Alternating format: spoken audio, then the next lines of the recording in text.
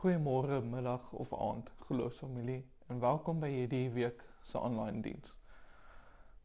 Arno het laasweek met ons gepraat oor ongemak, dat ons ongemak moet soek en daai stappie geloof moet vat om ons geloof uit te lewe.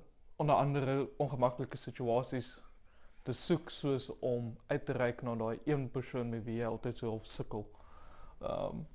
Of as jy introvert is soos ek, om intentioneel uit te reik na iemand anders, om uit jou gemakzone uit te kom, sodat jy kan groei in jou geloof.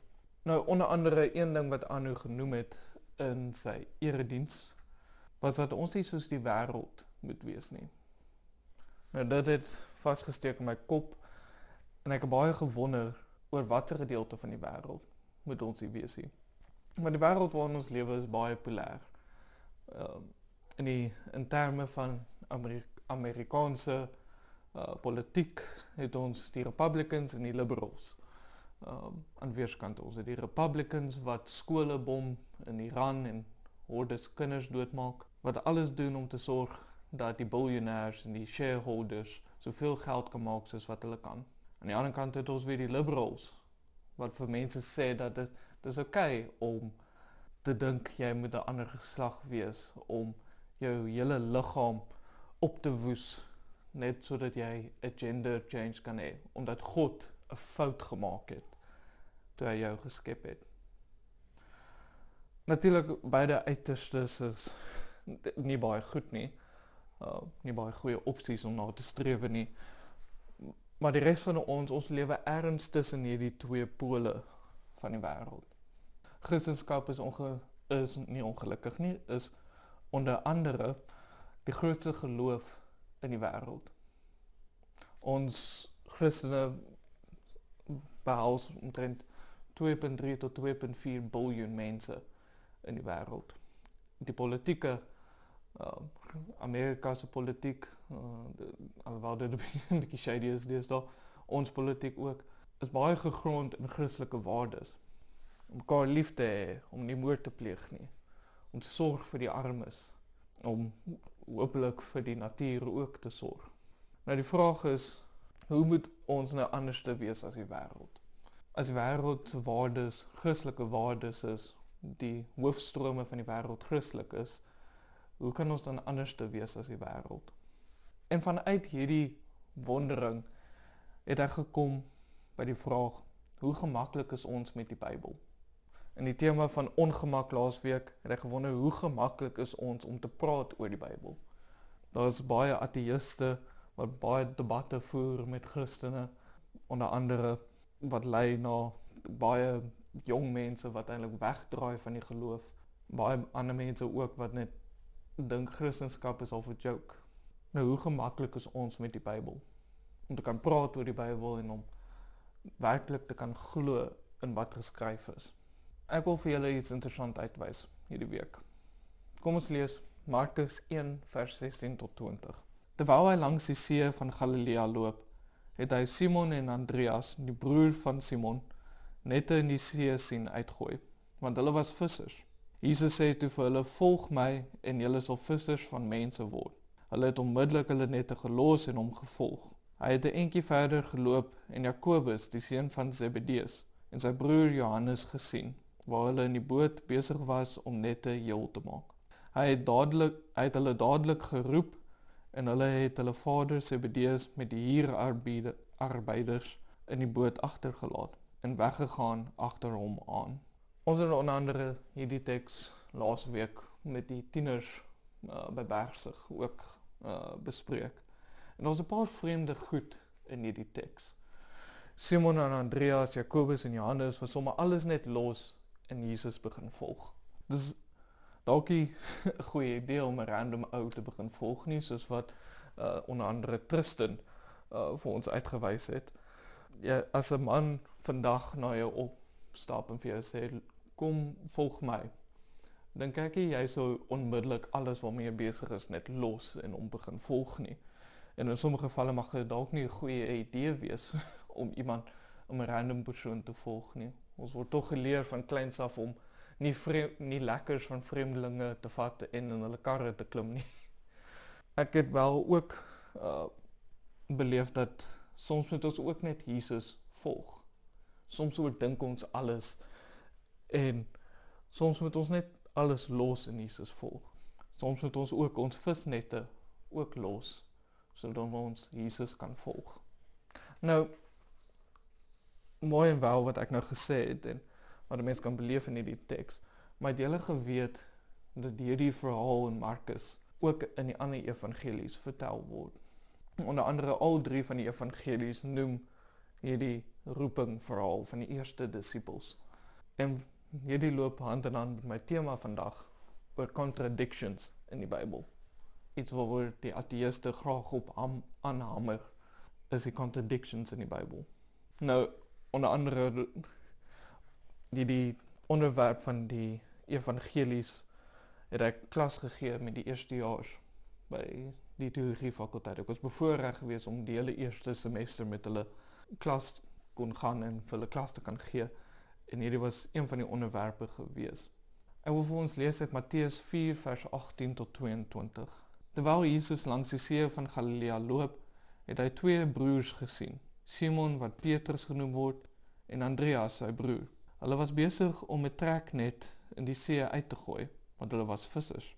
Hy sê vir hulle, volg my en ek sal julle vissers van mense maak. Hulle het onmiddellik hulle nette gelos en hom gevolg. Hy het van daar af verder geloop en 2 ander broers gesien. Jakobus, die seun van Zebedeus en sy broer Johannes. Hulle was saam met hulle vader Zebedeus in die boot besig om hulle nette heel te maak. En hy het hulle geroep en hulle het onmiddellik die boot en hulle vader verlaat en hom gevolg. Jy kan sien, hierso in Matteus, dinge lyk baie dieselfde nog as met Markus. Dieselfde mense word genoem. Matteus voeg wel by die Petrus gedeelte, dat Simon ook Petrus genoem word. Daar word onder andere ook nie huurarbeiders genoem nie. Daar's 'n paar verskille, maar nog nie te drasties nie. Kom ons gaan na Lukas 5 vers 1 tot 11. Op 'n dag toe Jesus langs die meer van Genesaret staan en die skare hom verdring om die woord van God te hoor, sien hy 2 bote langs die meer lê. Die vissermanne het al uitgeklim en was besig om hulle nette uit te spoel. Jesus het in een van die bote geklim, die een wat aan Simon behoort, en hom gevra om 'n entjie van die land af weg te roei. Hy het gaan sit en die skare van die skei af onderrig. Toe Jesus klaar gepraat het, sê hy vir Simon, gaan uit na die diep water en laat sak julle nette daar om vis te vang. Meester, antwoord Simon, ons het die hele nag deur geswoeg en niks gevang nie. Maar op u bevel sal ek die nette weer laat sak. En toe hulle dit doen, het hulle soveel visse gevang, dat die nette wou skeur. Hulle het vir die makers in die ander boot, beduie om hulle te kom help. Toe hulle daar aankom, het hulle albei bote so vol gemaak, dat dit begin sink het. Toe Simon Petrus dit sien, val hy voor die knieë van Jesus neer en sê, gaan weg van my Here, want ek is 'n sondige mens. Verwondering het hom en almal saam met hom aangegryp oor die groot klomp vis wat hy hulle gevang het. Jakobus en Johannes, Zebedeus se seuns wat saam met Simon gewerk het, was net so verbaas. Jesus het egter vir Simon gesê, moenie bang wees nie. Van nou af sal jy mense vang. Nadat hulle die bote op die strand getrek het, het hulle alles gelos en hom gevolg. Julle kan hierso sien dat Lukas se vertelling van die gebeure is weer heeltemal anders as Markus en Matteus se.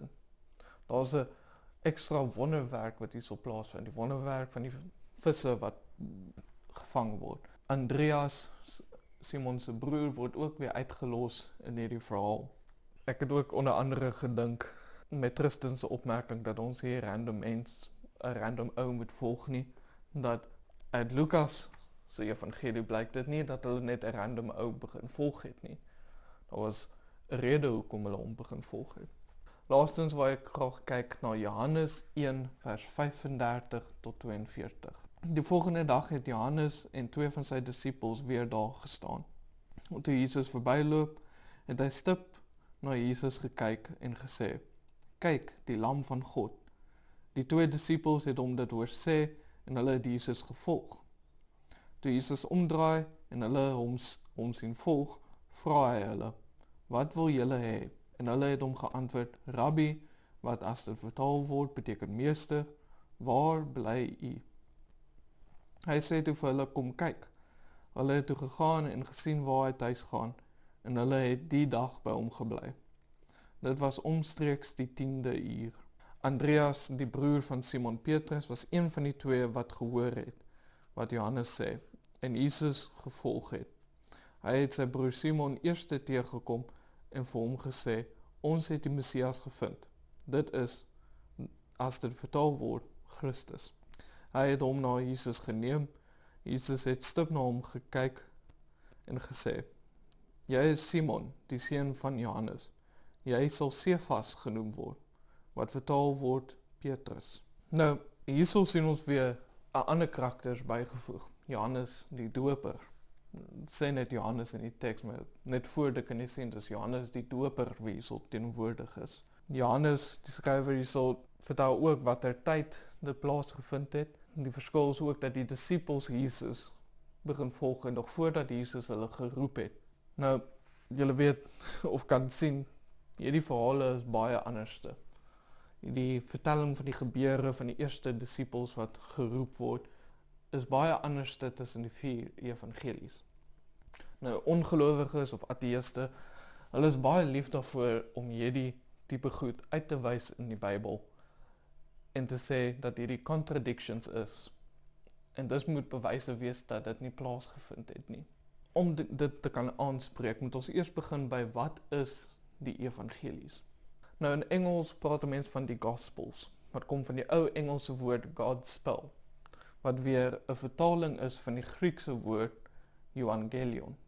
Onder andere Evangelion is waar ons weer ons Afrikaanse woord evangelie kry. In Markus 1 vers 1 begin die skrywer Markus met die volgende. Die begin van die evangelie van Jesus Christus, die seun van God. Nou die Griekse woord Evangelion het dra die betekenis van die inhoud van goeie nuus. En die feit dat Markus se evangelie begin deur dit te sê dat dit die inhoud is van goeie nuus, sê vir ons dat hierdie boek is nie net stories nie. Vir die gelowiges was dit werklik 'n goeie nuus gewees wat hulle wou verkondig en wat hulle geglo het. Nou, hoekom is daar 4 evangelies? Hoekom is daar nie net een samevattende verhaal van Jesus se lewe nie? En om dit te kan beantwoord, moet ons die vraag beantwoord, wat is 'n evangelie? Bedoel, watse tipe literatuur is dit? En dis 'n belangrike vraag om te beantwoord, want as ons nie weet wat ons lees nie, hoe kan ons dan enigiets vat vanuit dit wat ons lees? As jy die koerantpapier optel en lees, dan verwag jy om die nuus te lees, die latest gebeure wat aangaan in die wêreld. As jy 'n Harry Potter boek optel en lees, dan verwag jy om 'n fictional story te lees. Jy verwag nie 'n guideline van hoe witchcraft te doen nie. Die evangelies is 'n unieke vorm van literatuur. Mens kan dit nie lekker in een kategorie inpas nie, maar onder andere in 3 kategorieë. Historiese literatuur, narratiewe literatuur en teologiese literatuur. Nou kom ons begin met die eerste een, die historiese een. Ek voel dit is al vanselfsprekend dat die evangelies soos geskiedenisboeke is. Dit is, hulle almal is 'n boek wat vertel oor die gebeure van Jesus. Vertel oor sy lewe, sy dood en sy opstanding, sy bediening. Nou daar's 3 redes hoekom ons weet dat die evangelies is historiese literatuur. Eerstens weet ons dat hulle het bronne bymekaar gemaak om die evangelies te skryf. Bronne soos die Ou Testament en ooggetuies wie Jesus gesien het, wie saam met Jesus geloop het, wie deel was van die volgelinge van Jesus. En in Lukas 1 vers 1 tot 4, die begin van die Lukas evangelie, lees ons die volgende. Baie mense het reeds hulle hand daaraan gewaag om 'n verhaal saam te stel oor dit wat onder ons tot vervulling gekom het. Soos die mense wat van die begin af oorgetuies en dienaars van die woord was, dit aan ons oorgelewer het.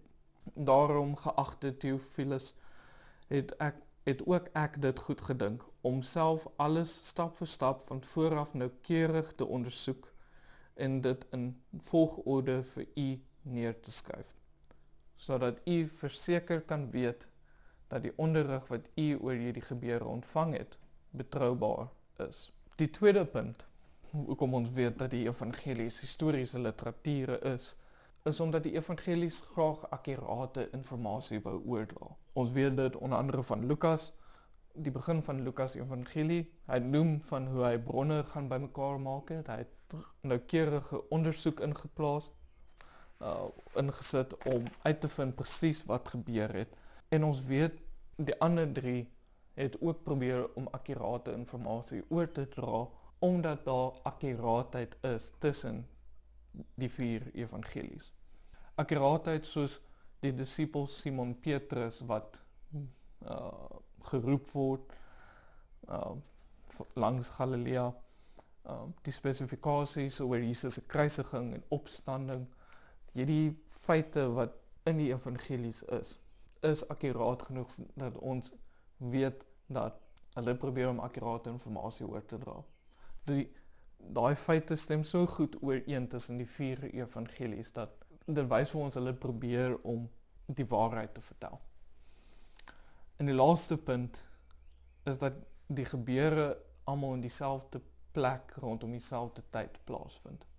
Onder andere dat al 4 evangelies vertel van Jesus se bediening in Palestina tydens die Romeinse Ryk. Die volgende literatuursoort is narratiewe literatuur. Die evangelies is nie verslagte of versamelings van Jesus se woorde nie. Dit is, maar dit is nie net dit nie. Daar's 'n plot, daar's karakters, daar's omgewing. Jesus beweeg van een area na die ander. Simon Petrus en Johannes, die disipels, alles karakters binne in die verhale wat meer as net bloot geskiedkundige identiteit is. Dit is nie soos om 'n geskiedenishandboek op te tel om te lees oor die Boereoorlog of oor die Tweede Wêreldoorlog nie. Daar's in geskiedenisboeke noem hulle bloot net feite. Terwyl in die evangelies is daar ontwikkeling, daar's spanning, daar's 'n storie wat vertel word. En die verskil tussen die verskillende evangeliese narratiewe is omdat hulle verskillende perspektiewe is. Dis verhale van dieselfde gebeure vanuit verskillende perspektiewe. En dit is waar teologiese literatuur inkom. Elke evangelie is geskryf vir 'n ander groep gelowiges, om daai gelowiges aan te moedig en om ongelowiges te oortuig dat Jesus Christus die Here is. Dit is hoekom ons onder andere na die skrywers van die evangelies verwys as evangeliste, die eerste evangeliste, omdat hulle die goeie nuus van die opstanding van Jesus Christus en die koms van God se koninkryk verkondig. Kom ons kyk gou hoe elke evangelie begin. Matteus 1 vers 1. Die geslagregister van Jesus Christus, die seun van Dawid, die seun van Abraham. Markus 1 vers 1, die begin van die evangelie van Jesus Christus, die seun van God. Want ons ook net gelees het. Lukas 1 vers 3. Daarom, geagte Theophilus, het ek dit goed gedink om self alles stap vir stap van vooraf noukeurig te ondersoek en dit in volgorde vir u neer te skryf. En dan Johannes 1 vers 1. In die begin was die woord en die woord was by God en die woord was God. Ons sien net in die begin van elke evangelie begin anderste. Al 4 van hulle het 'n ander fokuspunt waarmee hulle vertelling van die gebeure van Jesus mee begin. Matteus begin met Jesus se geslagregister, met Jesus se Joodse ancestry, omdat hy vir sy gehoor, vir sy groep gelowiges met wie hy nou bedien, wil wys hoe Jesus die beloftes aan Israel in die Ou Testament vervul. Ons weet onder andere die skrywer Matteus was die tollenaar gewees wie Jesus geroep het, wie self ook een van die disippels was en die oorspronklike apostels was. En ons weet die groep gelowiges aan wie Matteus skryf, was waarskynlik Grieks sprekende mense gewees, omdat hy in Grieks geskryf het, en dat die groep of Jode was, of volgelinge van Jesus met sterk Joodse agtergrond, omdat hy juist begin met die geslagregister, en juist hier die fokus het op Jesus se Joodse agtergrond, sodat hy kan bewys hoe Jesus Israel se beloftes vervul. Markus, aan die ander hand, beklemtoon dat Jesus die Christus en die Seun van God is. Nou ons weet, die skrywer Markus, hy het saam met Petrus geloop. Petrus die disipel, Simon Petrus, wie ons nou net van gelees het. Markus was saam met hom gewees, toe hy in Rome was. En hy het Petrus se prediking omskryf in 'n evangelie. Hy het Petrus se prediking gevat en die ooggetuies wat saam met hom was, sy informasie gevat en saamgestel in 'n evangelie. Soos wat Petrus beweeg, dat Markus 'n evangelie vir die mense kan gee. Dis hoekom sy evangelie soveel korter is en sal net die belangrikste informasie in het, omdat hy dit so vinnig moes skryf en so vinnig moes gee vir die mense. En ook interessant dat hy noem die Seun van God in die begin van die evangelie. Maak sin, want in daardie tyd die keiser, die emperor, die leier van die Romeinse Ryk, was in die godsdienst van die Romeinse Ryk gesien as die seun van die gode. Hy was gesien as die seun van die gode of die seun van Zeus, en dus het hy goddelike mag om te heers oor almal in die Romeinse Ryk. En Markus wat skryf dat Jesus is die seun van God, nie die keiser nie, sê vir ons teologies die belangrikheid daarvan. Lukas aan die ander hand wil 'n akkurate geskiedenis vir ons gee. Soos wat ons nou net gelees het en net genoem het by die historiese literatuur, dat sy fokus was om 'n akkurate geskiedenis oor te gee. Van die skrywer Lukas weet ons dat hy was waarskynlik 'n Griekse persoon gewees. Of ten minste 'n baie geleerde persoon, want sy Grieks is die mees ingewikkeld en mees mooi afgeronde styl Grieks as die ander evangelieskrywers. Onder andere, ons weet hy skryf aan 'n man met die naam Theophilus. En die titel wat hy hom gee, geagte Theophilus, sê vir ons dat hierdie man aan wie hy skryf was 'n sosiaal hoog aangeskrewe persoon gewees. 'n fancy woord om te sê dat in die social hierarchy van daardie tyd was Theophilus nog eens daarbo gewees. Hy het waarskynlik 'n baie belangrike rol gespeel ergens, of hy was nie net jou average Joe met wie hy in kommunikasie was nie. En ons sien in Lukas wat 'n Griek is en skryf aan 'n ander Griekse ou, is Lukas se fokus om te wys hoe God se heilsplan vir die hele mensdom is. Dat God Jesus gestuur het nie net om die Jode te verlos nie, nie net om vir die Jode te bedien nie, maar om vir almal, vir die hele mensdom verlossing te bring. En dan verder weer in Johannes. Johannes begin met die woord van God en hy poog deur sy evangelie om vir ons te wys hoe dat Jesus die woord is. Dat Jesus homself openbaar as die woord en dat hy die selfopenbaring is van God. Dat God hom gestuur het dat God Jesus gestuur het om God te openbaar aan die mense. Nou die skrywer van Johannes, weet ons, was die disipel Johannes gewees, wie ons weer van lees in die ander evangelies.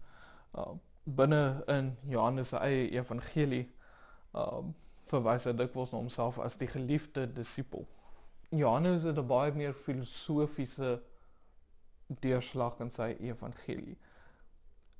Sy evangelie is baie meer kompleks eintlik as die ander evangelies wat sal net veral vertel. Hy begin sy evangelie met 'n filosofiese inslag. Wat ons kan agterkom daarvan is dat Johannes die gelowiges probeer help om dieper in hul geloof te gaan. Om nie oppervlakkig te bly nie, maar om dieper in die filosofie, in die teologie van die Christelike geloof in te gaan en om te kan groei daarin. Mense kan sê om hulle uit hulle gemaksone te vat, sodat hulle kan groei in hulle geloof. En dan ook natuurlik om ander ongelowiges te oortuig, veral ongelowiges wat baie filosofies gedrewe is. Die rede hoekom ek praat van filosofie is omdat woord in Grieks is logos. En rondom Jesus se tyd het die filosowe van die Griekse herkoms die filosofie gehad rondom die logos. Die logos wat vir ons vertaal as 'n woord, dit nie net dit beteken nie, maar of iets dieper, dit is of die fabrics van die universe is, die basis waarop alles wat ons verstaan, alles wat ons ken, alles wat ons kan vat en raak opgebou is. Dit is die onderliggende logika agter hoe alles werk en hoe alles bestaan, was die logos. En Johannes begin deur om te sê dat hierdie logos waarna die filosowe verwys het, is God. En Jesus openbaar hierdie aan ons. So om weer af te sluit, wat is die evangelies? Die evangelies is historiese narratiewe wat deur teologiese oorwegings gemotiveer word. Die evangelies is historiese narratiewe wat iets teologies aan ons wil oordra oor God en Jesus Christus. Matteus stel Jesus voor as die Joodse Messias, die vervulling van die Ou Testamentiese verwagtinge. Markus beeld Jesus uit as die lydende seun van God, wat homself as offer vir sondes aanbied. Lukas sê Jesus is die verlosser vir alle mense, wat verlossing bring aan alle nasies en volksgroepe. En dan weer Johannes sê Jesus is die ewige seun van God, die selfopenbaring van God, die Vader. Nou geliefdes, ek wil ons nou deur die evangelie gevat. Julle weet nou dat die evangelies is historiese narratiewe wat geskryf is met 'n spesifieke teologiese doel, sodat wanneer jy 'n ateïst teekom, wat vir jou sê, ja, maar daar's baie contradictions in die Bybel, dat jy ten minste vir hulle kan sê, die evangelies kontradik nie mekaar nie. Ja, daar's verskille in die verhale, maar die verskille beeld iets van die teologie uit. Beeld iets uit van die rede hoekom die skrywer die verhaal neergeskryf het. Wat hulle doel was, hulle agenda was agter die skryf van die evangelie. Verder weer nou dat ons ook gepraat het hieroor, waar ek julle uitdaag om julle Bybels te lees. Nou, ek moet bieg, ek sukkel vreeslik om dit te doen, maar dit help jy om uit jou ongemak uit te stap, as jy nie gegrond is in God se woord nie. In die Bybel word vir ons vertel en openbaar wie God is. As jy nie jouself grond daarin nie, dan gaan jy die pad byste raak. Nou my advies vir julle is, vir julle wat nou sukkel om Bybel te lees, want dit is moeite en dit is, ons het nie almal die tyd en die krag om dit te doen nie. Ek wil julle uitdaag, totdat ons weer mekaar sien, probeer om elke dag hierdie week die verse of the day op YouVersion te doen, of te lees. YouVersion, die Bible app, het elke dag 'n vers wat hulle uitbring, gepaard met so 'n gedeeltetjie wat jy kan lees oor die vers, om jou 'n bietjie te laat dink, saam met ook 'n video waar so 'n predikant of iemand ook so ietsiekie deel raak in die vers, en dan is daar ook 'n gebed gedeelte om jou te lei deur gebed. En ek wil julle uitdaag hierdie week om dit te probeer doen. Dit vat nie baie lank hier. Dit is net so 'n klein bietjie tyd wanneer jy dalk op die toilet sit en dalk TikTok scroll eerder op YouVersion. Wanneer jy by die werk kom, voordat jy wegtrek met jou werk vir die dag, maak eers die Bybel app oop en gaan deur die YouVersion verse of the day. Dis my raad aan julle. Dis iets wat ek hierdie jaar begin doen het en ek vind dit help my baie om in my eie geestelike groei.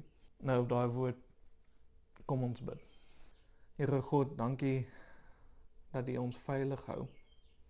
Dankie dat U ons in die regterhand vashou en ondersteun en dat U ons beskerm. Dat ons nog 'n week kon oorleef. Here, ek bid ook dat U ons sal aanhou ondersteun en beskerm in die week wat kom, sodat ons weer volgende week veilig by mekaar kan wees, Here. Heilige Gees, ek vra dat Jy ons sal help om U woord te verstaan.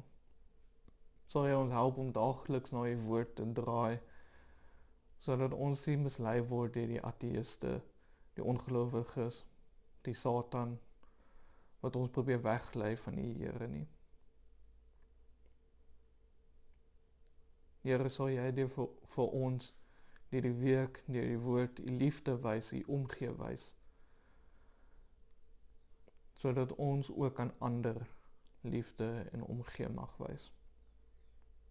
Bid dit in Jesus Christus se naam alleen. Amen.